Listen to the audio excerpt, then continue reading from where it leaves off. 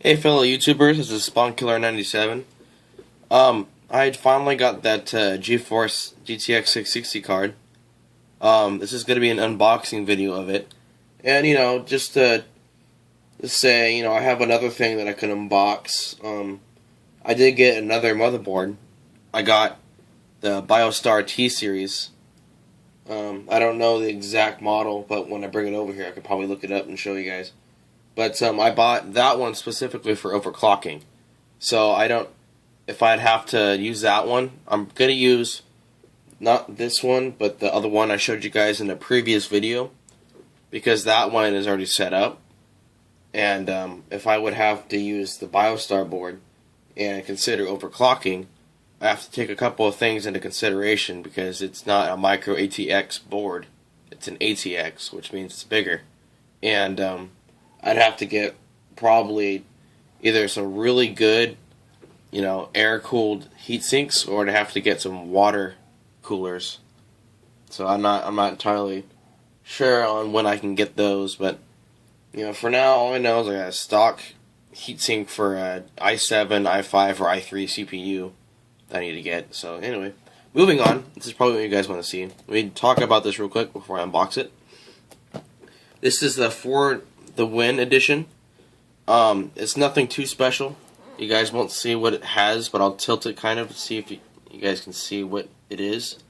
I couldn't find a 3GB version anywhere, but this one was only $209, so it was a good deal. But I mean, there was a GTX 760. I could have bought that one. I mean, I was so close to getting it. It was only $50 more.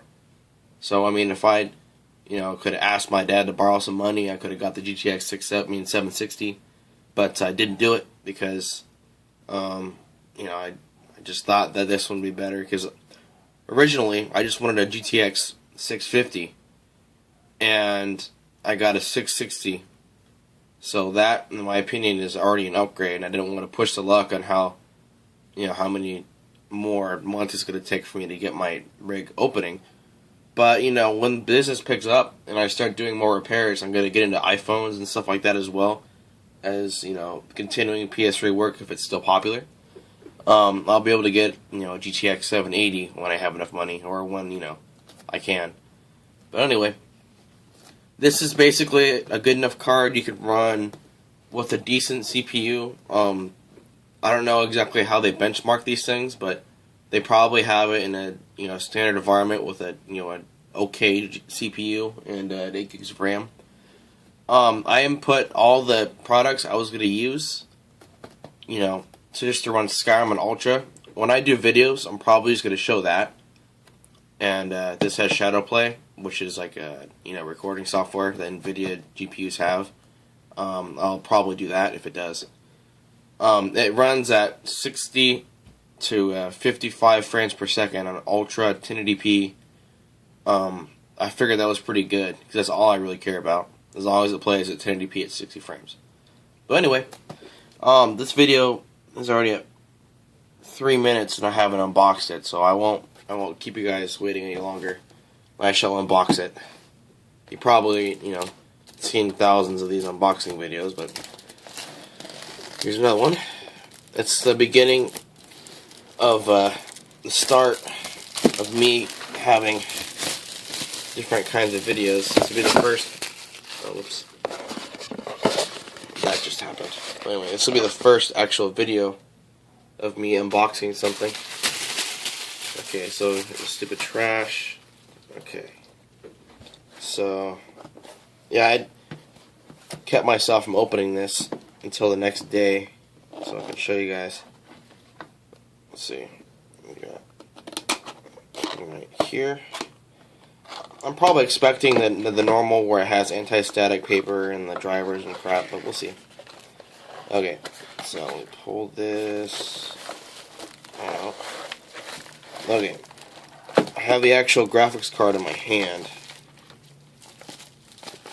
There it is right there. Open it real quick. Attention, electrostatic sensitive area. Do not enter without proper electrostatic safety equipment. Fuck the police. Okay. There we go. There we go. So here it is. It's got the two fans. I don't know if you can see. There, two fans. And let me open up the anti-static. I'm not sure this is an issue, but I really don't give a shit right now because I don't have static right now. Okay, let's see.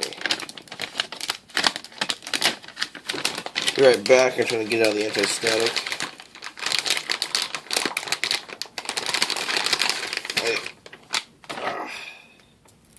Here we are.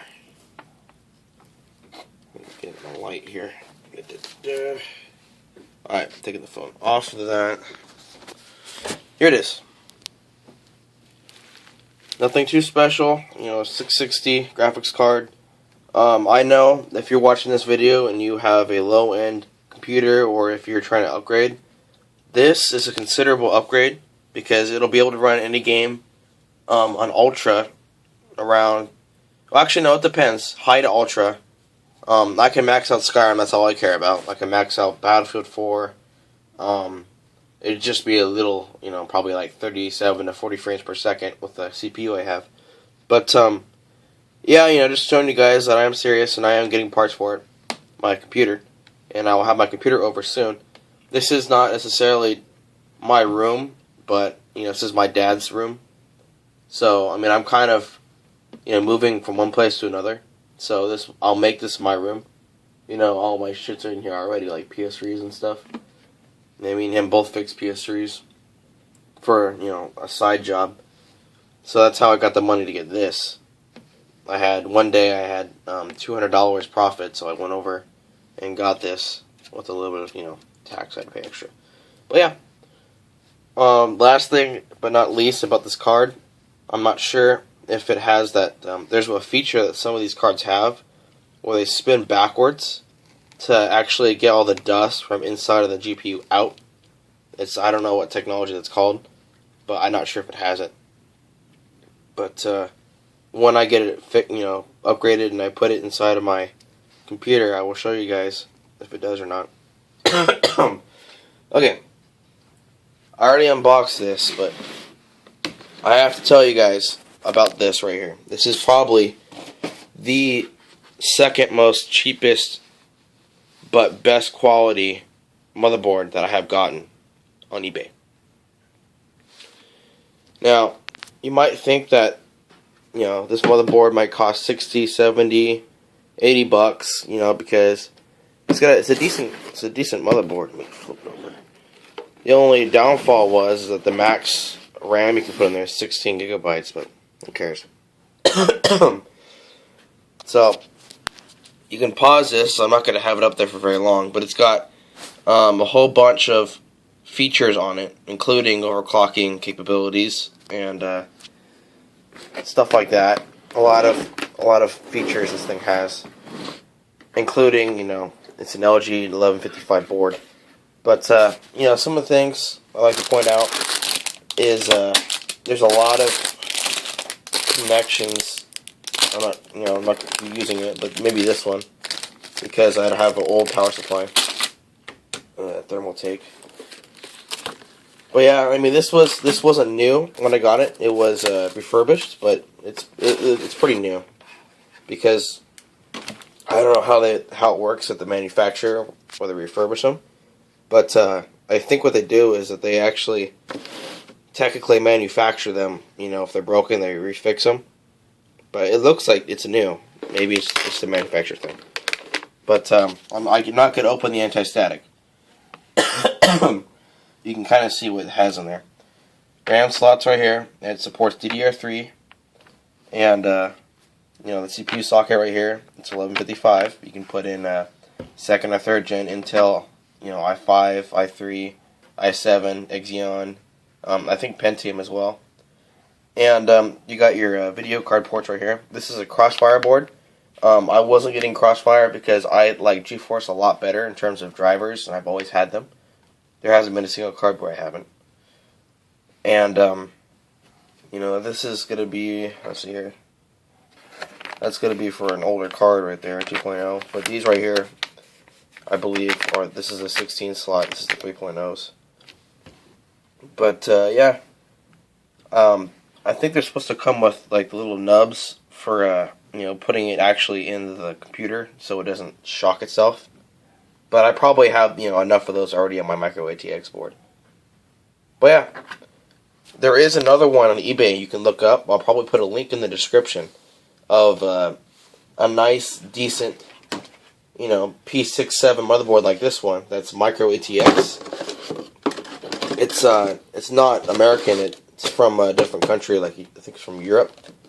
They're in the European market, and they're probably worth about, I don't know, maybe in the $70 to $100 range in terms of money. And it's refurbished like this one, but it's only being sold for like $35. It's